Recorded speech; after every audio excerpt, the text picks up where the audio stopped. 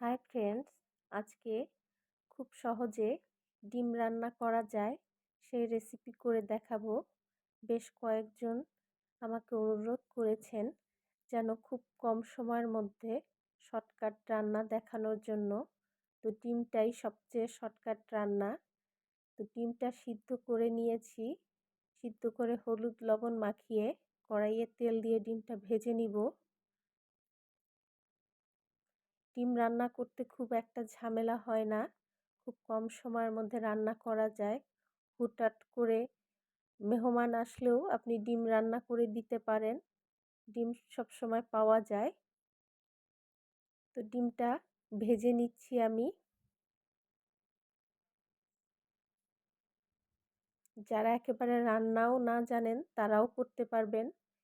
ডিম রান্না করতে খুব একটা কষ্টও হয় না, সময়ও লাগে না। দিয়ে দিচ্ছি একটা তেজপাতা, 1 চিমটে জিরে, পেঁয়াজ বাটা দিচ্ছি। আপনারা চাইলে পেঁয়াজ বাটার পরিবর্তে পেঁয়াজ কুচি ব্যবহার করতে পারেন। সামান্য একটু আদা বাটা, রসুন বাটা, আর দিয়ে দিচ্ছি মরিচ বাটা, হলুদের গুঁড়ো।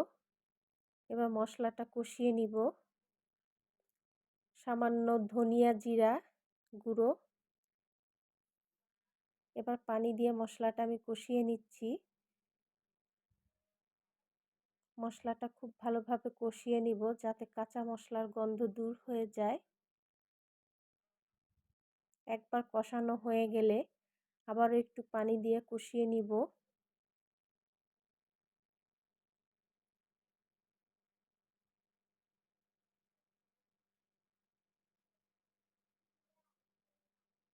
আরও একটু পানি দিলাম কষানোর জন্য। এবারে ডিমটা দিয়ে দিচ্ছি। ডিমটা দিয়ে নেড়ে দিচ্ছি।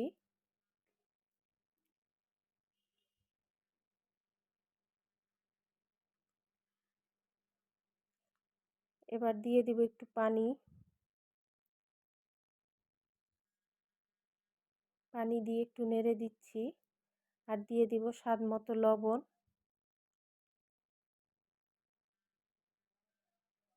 লবণ দিয়ে আবার একটু নেড়ে দিব। এবারে ঢেকে দিব। ঢেকে পানি কমা পর্যন্ত অপেক্ষা করব।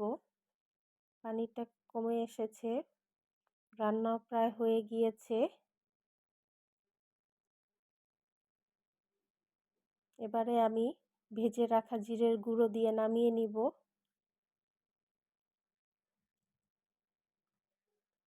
তৈরি হয়ে গেল ডিম ভুনা, খুব কম সময়ের মধ্যে এবং শর্টকাট রেসিপিতে। যদি ভিডিওটি ভালো লেগে থাকে অবশ্যই কমেন্টস করে জানাবেন। ধন্যবাদ সবাইকে, ভালো থাকবেন। দেখা হবে আগামী ভিডিওতে।